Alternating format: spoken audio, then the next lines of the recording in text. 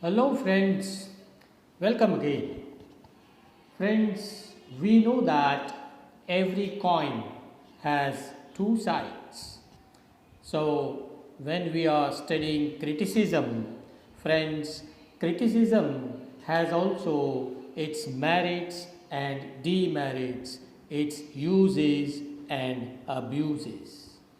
So, friends, in today's video lecture, we want to understand these merits and demerits, the pros and cons, or uses and abuses of criticism.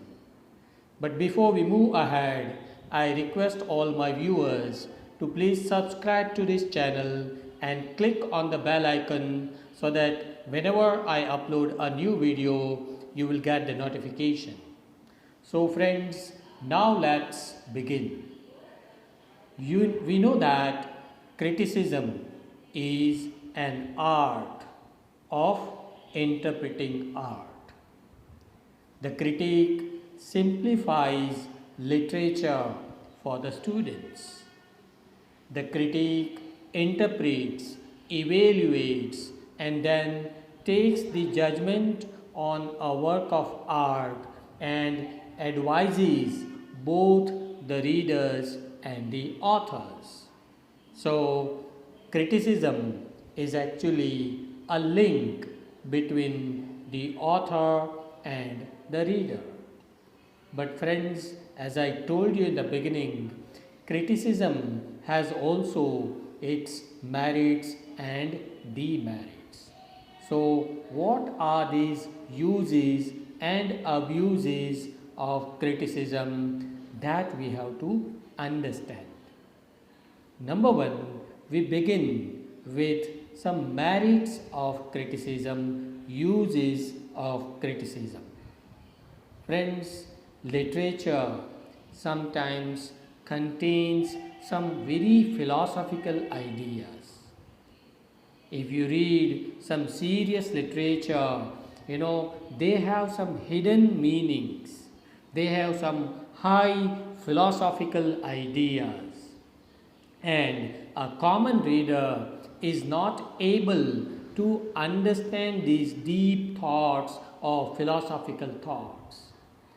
It is at this point of time that a critic comes to your rescue. A critic, an ideal critic, is one who simplifies the high philosophical thoughts, high philosophical ideas expressed by the authors. So, the critic is very helpful to the reader. Criticism is helpful for the readers. Why? Because the critical comments of these critics, they make the literature easier for the readers to understand. So this is one positive aspect of criticism. Number two, you can compare the critic with a honeybee. What does the honeybee do?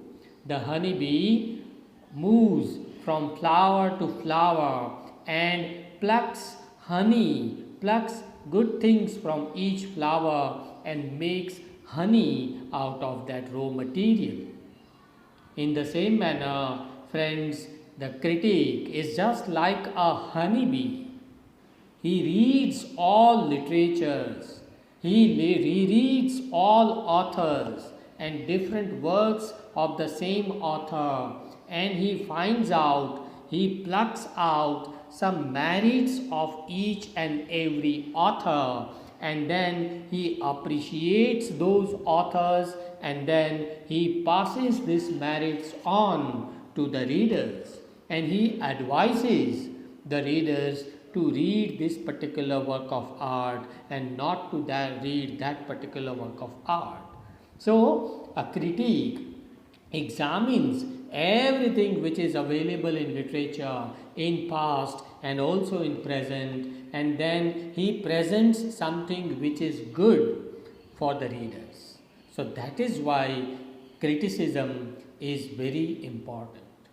Moreover, the critic points out at some demerits of the author, and he advises the authors to avoid these anomalies, these mistakes, or these demerits. And this is how the critic contributes in the betterment, in the welfare of the authors, the welfare of literature at large. So, if good literature is existing in the society, it is always good for the well-being of the society. And the critic plays an important role in maintaining this goodness in the society, in literature. That's why critic is important. The critic also provides some commentary, his own views on different works of art, on literature, and in this way, the critic makes the literature more interesting. Have you ever thought you people might be watching cricket match on TV or football match on TV? When you watch these matches on TV, have you imagined the cricket match or a football match without commentary or without commentators? Your match becomes less interesting if you watch the match without the commentary. And that's why, friends, commentary is important in cricket and football match. In the same way, commentary by the critics, critical comments by the critics is equally important in literature, which makes it more interesting for the readers. And number 5, the critic reads the most successful works of art. Okay, a critic is one who is a highly knowledgeable and a well-read person. He reads the most highly successful works of art in past, okay, and then he formulates some theories and laws which are actually helpful for the authors. Okay, you must be wondering, how do the authors write literature? Friends, remember, the authors write literature on the basis of some theories or on the basis of some laws established by some critics. And then only the authors can write some very good literature. Good quality literature is produced by the authors. And this is how the role of criticism is very important in formulating new theories and new laws of literature. But friends, we discussed the uses of criticism.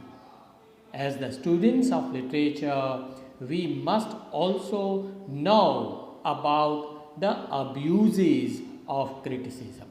We must know some demerits of criticism.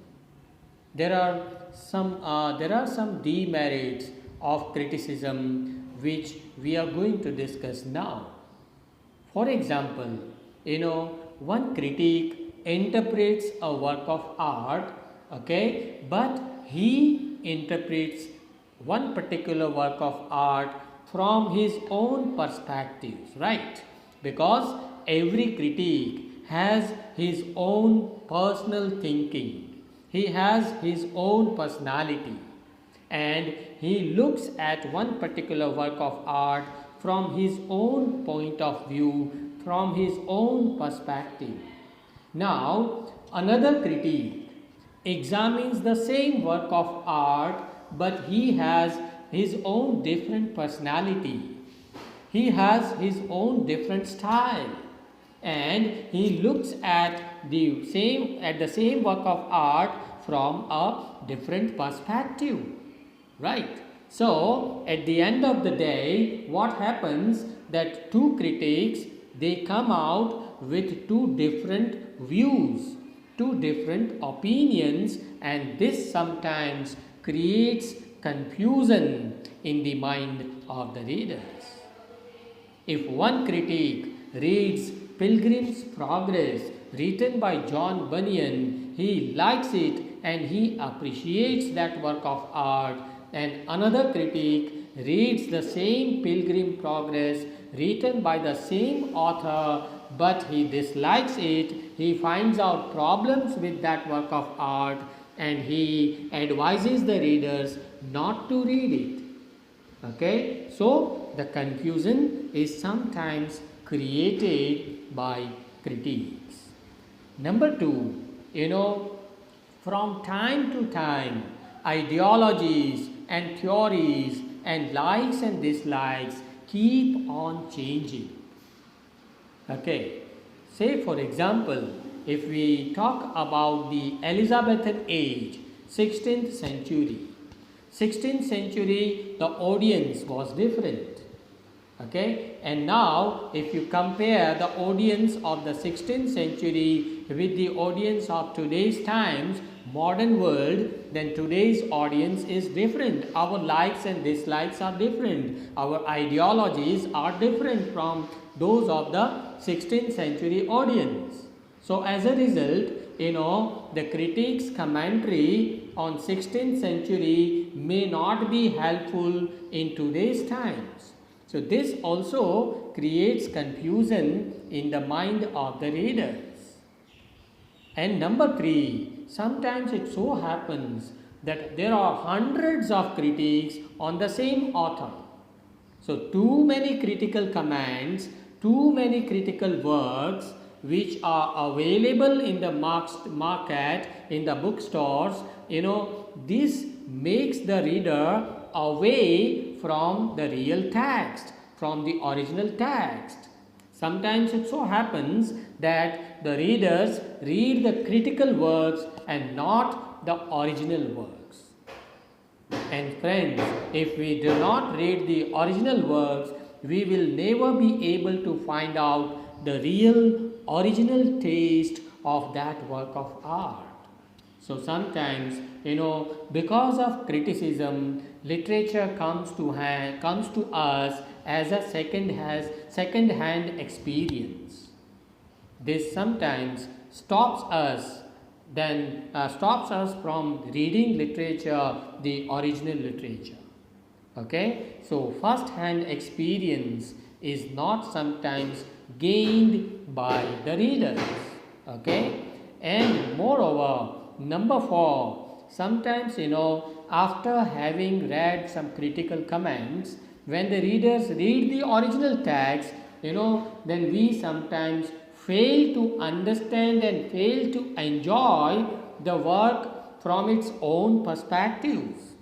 Sometimes it so happens that the author wants to convey one meaning, and the critic finds out some another meaning from that work of art, and when we read that criticism of that critic, then sometimes, and then we read the original text, we are influenced by the critical comments of that critic, and we fail to understand the original meaning which actually the author wanted to convey to the readers.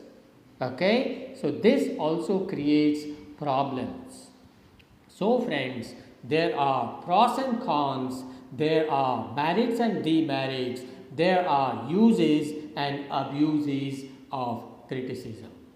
Okay, it has some merits, but at the same time it has some demerits.